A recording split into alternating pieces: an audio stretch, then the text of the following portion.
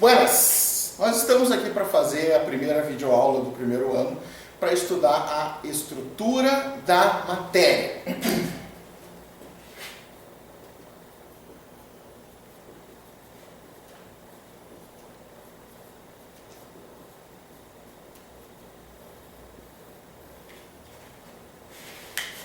Durante a primeira parte do trimestre, a gente estudou exatamente a matéria. Nós vimos o que é a matéria, nós vimos o que compõe, o que caracteriza a matéria, nós vimos algumas propriedades da matéria, tipo, por exemplo, densidade. Toda a matéria vai ter uma densidade. Nós vimos o que é uma substância em relação à matéria, que é uma porção limitada, que ela tem uma fórmula química que caracteriza ela. Nós vimos transformações da matéria, tanto transformações do tipo física, que não vão alterar, transformações do tipo química. Nós vimos como separar a matéria, como misturar a matéria, que tipo de misturas existem, como é que eu separo essa matéria. E agora a gente vai entrar matéria dentro. Nós vamos ver a estrutura da matéria. Mas afinal, já que nós entendemos tanto da matéria, de que é feita essa matéria?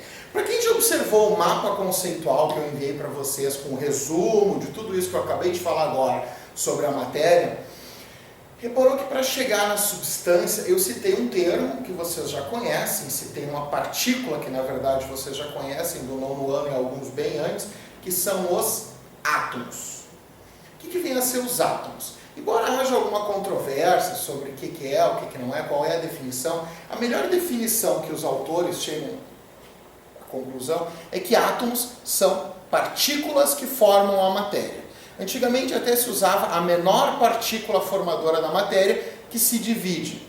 Modernamente se usa que átomos são partículas que formam a matéria. Então vamos colocar isso aqui. Átomos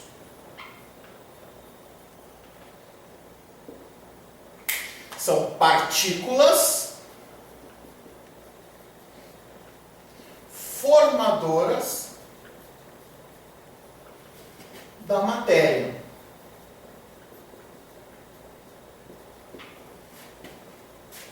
Como eu falei, nós vamos aprofundar agora essa bendita matéria. Nós vamos atrás do tijolo básico da construção dela. E qual é esse tijolo básico? É o átomo. O átomo em si ele vai ser formado por outras partículas, que também vai ser o motivo do nosso estudo, mas agora inicialmente a gente vai ver o átomo.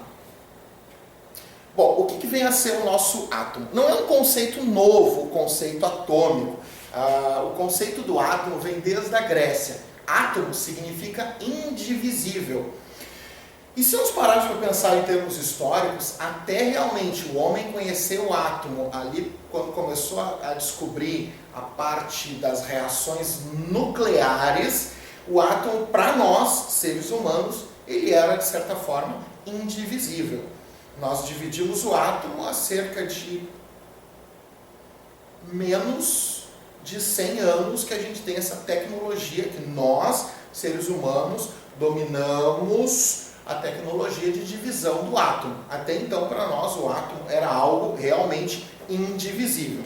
A gente poderia fazer aquele esboço clássico do átomo, né? Vamos partir desse esboço clássico.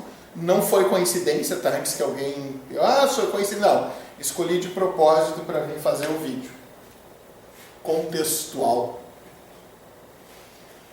Acompanhe aqui, tomara que vocês estejam vendo, senão eu vou ter que regravar tudo de novo. Mas nós temos um núcleo.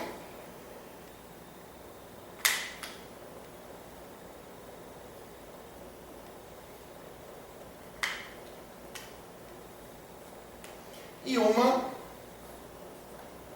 eletrosfera. Núcleo.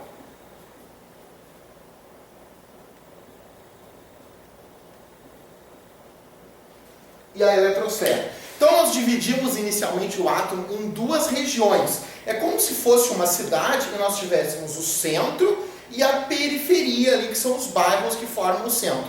Nós vamos ver que esse centro, na verdade, é um centro muito condensado. Mas isso é um assunto para as próximas videoaulas ou para a sala de aula mesmo. Mas acho que vai ser nas próximas videoaulas.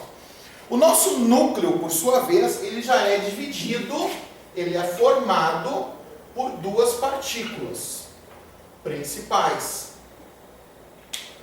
que são os prótons e os os nêutrons. Os prótons têm carga positiva. Se alguém por acaso tem alguma dificuldade em lembrar, lembra da regra mnemônica. Próton positivo. Próton positivo. E o nêutron, neutro, nêutron, neutro. É bem fácil de lembrar. A eletrosfera, ela é formada por elétrons. Elétrons vão formar a minha eletrosfera.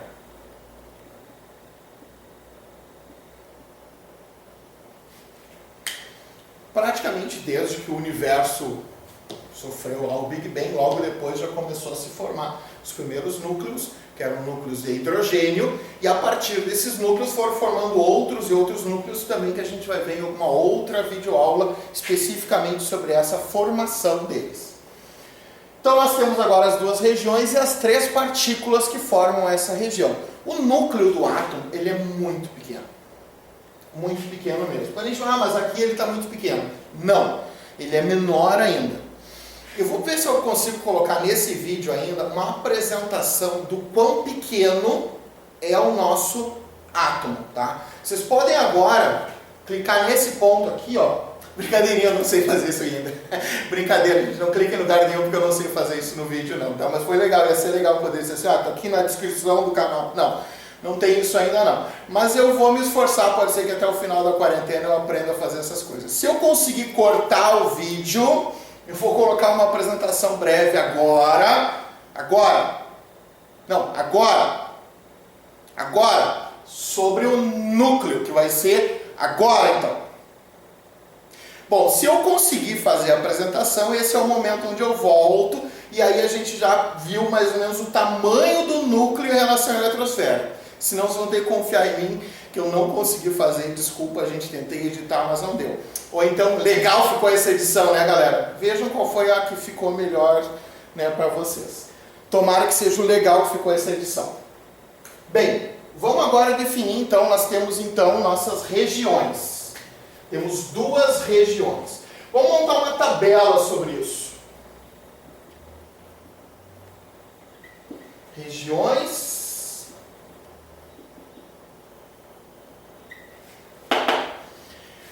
Regiões, nós temos duas regiões, núcleo e eletrosfera.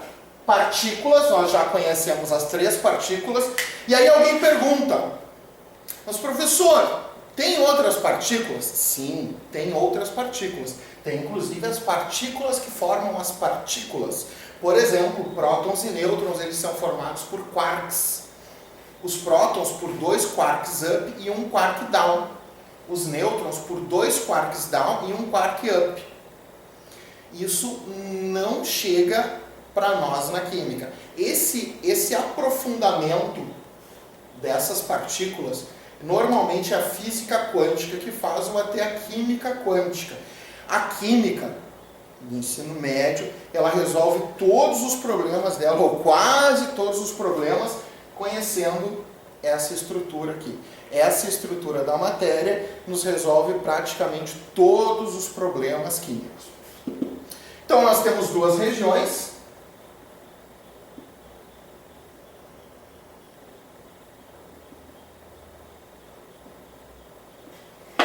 Núcleo e eletrosfera, e as partículas, prótons, nêutrons e elétrons. Os prótons e os nêutrons, como eu acabei de colocar, eles pertencem ao nosso núcleo. E a carga dessas partículas? Carga.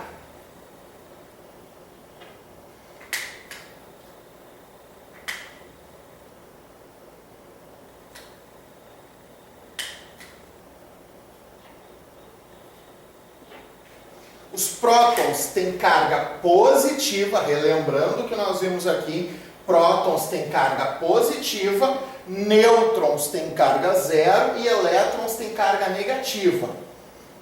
Se tem carga positiva e carga negativa, e é a mesma quantidade de carga, uma anula a outra. Então, se o meu átomo ele tiver 5 prótons no núcleo, para ele estar, que a gente chama de eletricamente neutro, ou com carga neutra, ele tem que ter 5 elétrons na eletrosfera. 5 prótons, 5 elétrons.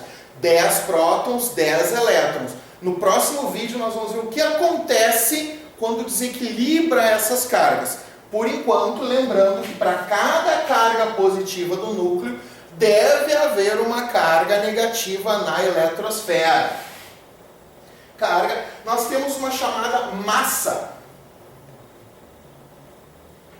Essa massa é uma massa relativa. Relativa ao quê? Essa massa real, o valor dessa massa, a massa de um próton, que é uma unidade de massa atômica, U é igual a 1,66 vezes 10 na menos 24 gramas.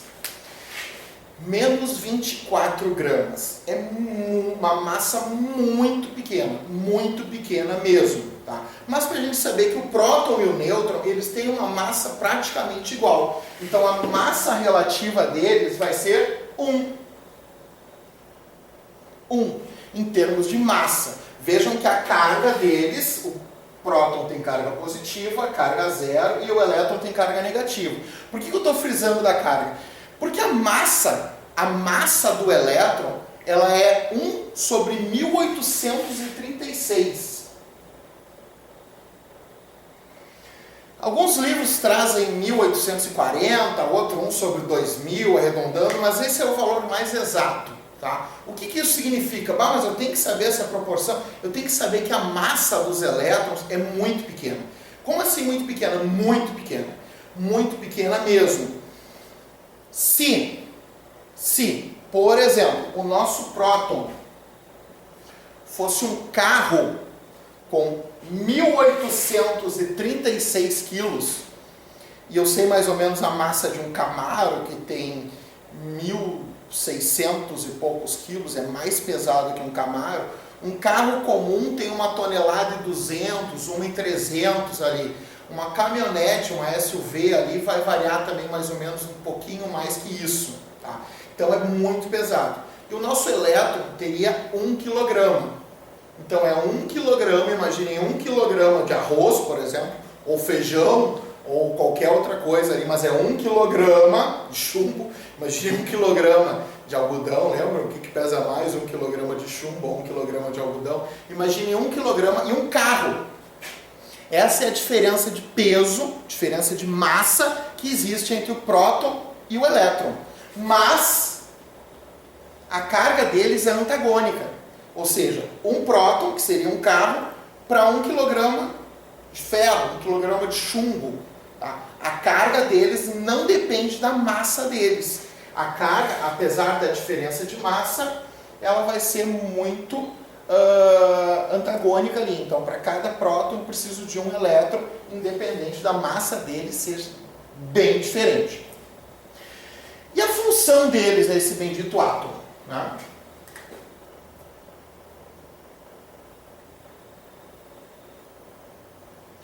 O nosso próton, ele vai caracterizar o átomo.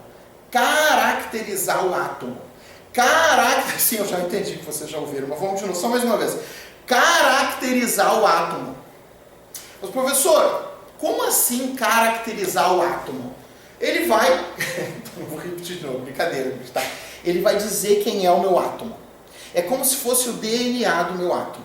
Se ele tem um próton, ele vai ser o hidrogênio. Se ele tem 2 prótons, ele vai ser o hélio. 3 prótons, o lítio.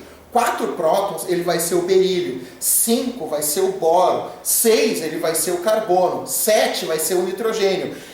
Se eu consigo, e eu não consigo, nem ninguém consegue manipular tão facilmente assim os átomos, mas quem define quem é o meu átomo, em termos, por exemplo, de função, em termos de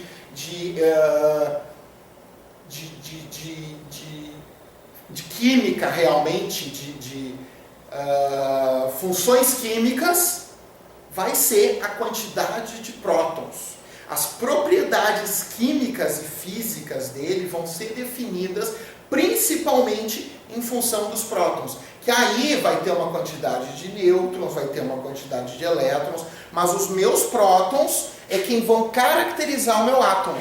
Eu não posso olhar um átomo com 8 prótons e dizer, esse átomo é um átomo de flúor. Não, ele vai ser um átomo de oxigênio, porque ele tem 8 prótons. Então, a função principal do próton vai ser caracterizar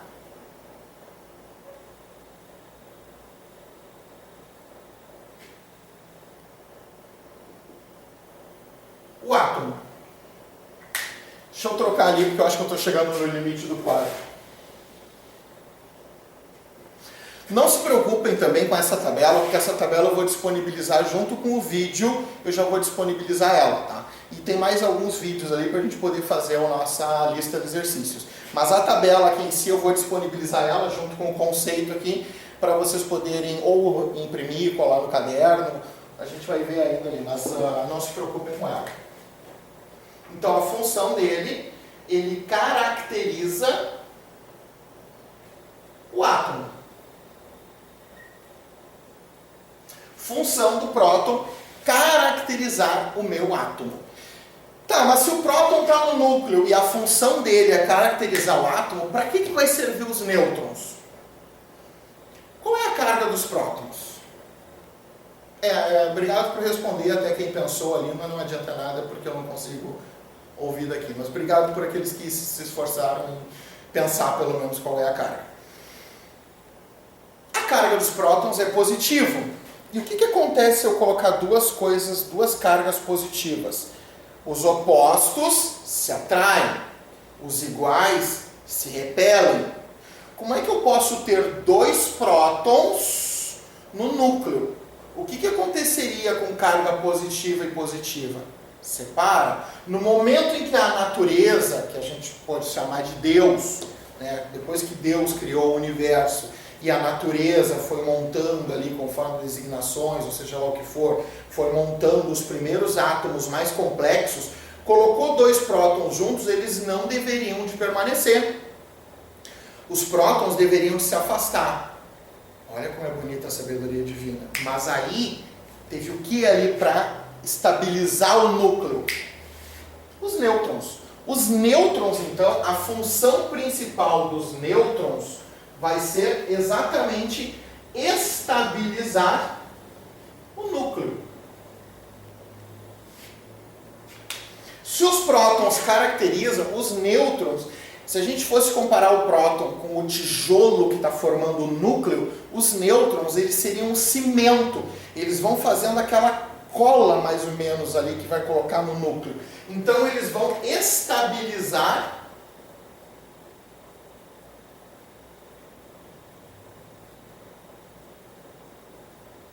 o núcleo. Com exceção do átomo de hidrogênio, que só tem um próton e não tem nêutrons. Na verdade, existem outras versões dos átomos de hidrogênio com prótons e com nêutrons, né? Que é um próton, sempre de hidrogênio sempre vai ter um próton, mas no caso o deutério, que ele tem um próton e um nêutron, ou o trítio, que tem um próton e 2 nêutrons, salvo esse caso, né, do átomo de hidrogênio, que vai ter só um próton. Todos os outros átomos, a quantidade de prótons que eles possuem é igual ou menor que a quantidade de nêutrons. Ou seja, os átomos, eles têm uma quantidade de nêutrons igual à quantidade de prótons ou maior que a quantidade de prótons. Exemplo, Mercúrio. O Mercúrio, ele tem 80 prótons. Ele tem 120 nêutrons. Então, aqueles 80 prótons, eles são neutralizados pelos 120 nêutrons. É isso que mantém 80 prótons no núcleo, que eles não se repelem. E um detalhe muito importante, né, que a gente tem no nono ano, principalmente, talvez a gente tenha uma visão estática, o próton e o nêutron, eles estão constantemente se trocando. Como assim se trocando? Trocando de lugar? Também. E também não. O núcleo não é 100% estático. O que é próton nesse instante passa a ser nêutron no outro instante. O que era nêutron num instante passa a ser próton no outro instante. mas a quantidade de prótons e nêutrons se mantém. É como se nós tivéssemos vermelho e azul no núcleo e o vermelho e azul estivessem constantemente trocando. O que é vermelho agora passa a ser azul, o que é azul agora passa a ser vermelho. Então eles estão constantemente trocando. Isso é um dos motivos dessa estabilidade do núcleo. Que não, o núcleo, embora pareça estático, ele não é necessariamente estático. Ele está num movimento nuclear. E os elétrons? Principal função, uma das principais funções, por exemplo, dos elétrons, seria dar volume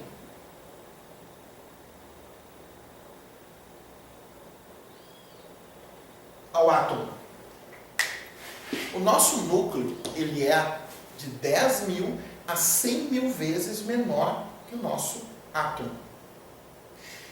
Espero que tenha conseguido colocar aquele vídeo lá atrás, ou aquela chamada lá atrás, para explicar o quão pequeno ele realmente é. Mas se nós pegarmos um raio de 10 metros, é a cabeça do alfinete o nosso núcleo. E os elétrons, o movimento ao redor do átomo, vai criar exatamente esse volume, esse espaço vazio que existe entre a eletrosfera e o núcleo. Os elétrons vão dar esse espaço. Além dos elétrons, né, eles vão dar muitas propriedades que o átomo tem. Né? O núcleo vai dizer quantos elétrons vão ter, mas os elétrons que vão dar essa propriedade química, vão realmente revelar essas propriedades químicas e físicas que o átomo possui. E é na eletrosfera também que ocorrem as ligações.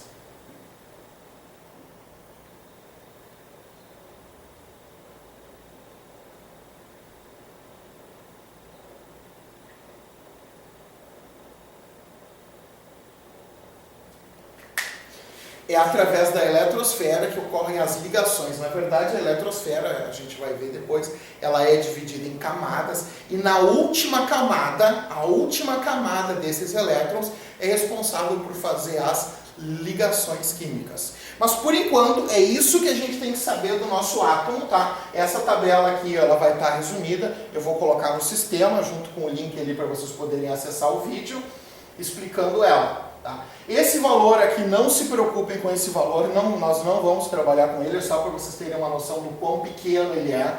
Tá? Vocês vão estudar ainda a notação científica, em física, provavelmente, para vocês entenderem o quanto é um zero seguido de 23 zeros e um meia meia. Tá? É muito pequeno esse valor. O que nos interessa no momento é essa tabela aqui. Tá? Choros, dúvidas, lástimas e afins, qualquer coisa, tá? A gente entra em contato pelo meu e-mail. Para quem não tem o meu e-mail, tá? Podem anotar ali.